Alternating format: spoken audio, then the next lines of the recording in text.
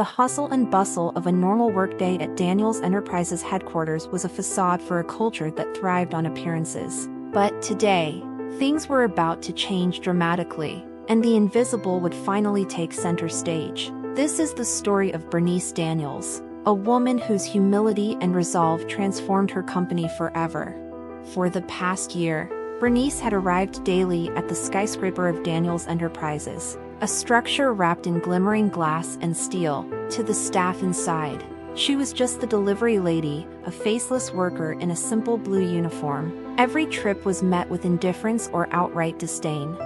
Among the staff, Ethan Hopkins stood out for his rudeness, a middle manager with an inflated sense of self-worth. Ethan never missed an opportunity to belittle Bernice. "You again? Try not to scuff the floor this time," he sneered without glancing up from his phone. Monica, the receptionist, wasn't any kinder. She would barely look at Bernice as she waved her off with dismissive remarks. To them, Bernice was just another worker to ignore or ridicule, a perception they would come to regret. What none of them realized was that Bernice Daniels wasn't just the delivery lady. She was their boss, the real CEO of Daniels Enterprises.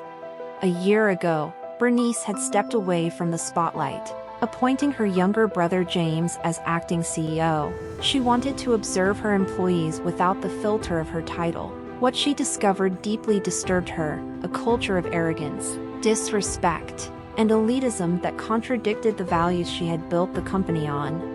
One afternoon, as she scrolled through job postings on the company's website, an idea sparked. The company was hiring a janitor. It was the perfect opportunity for Bernice to dig deeper into the company culture.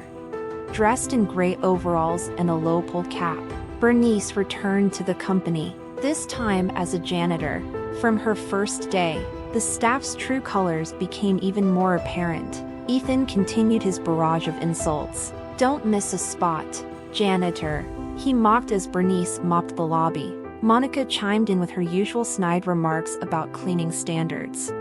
Bernice observed quietly, taking note of their treatment not just of her, but of everyone. Interns were sent on impossible errands. Junior staff were humiliated publicly, and dissent was silenced. The tension reached its peak when Ethan, angry over a minor inconvenience, violently shoved Bernice's cleaning cart, sending supplies flying. "Clean that up, janitor," he snapped. The incident was caught on security cameras. Bernice said nothing, silently picking up the scattered supplies. But inside, she was resolute. It was time to take action. A week later, the entire staff was summoned for an important meeting. Ethan and Monica sat confidently at the front, exchanging jokes, unaware of what was to come.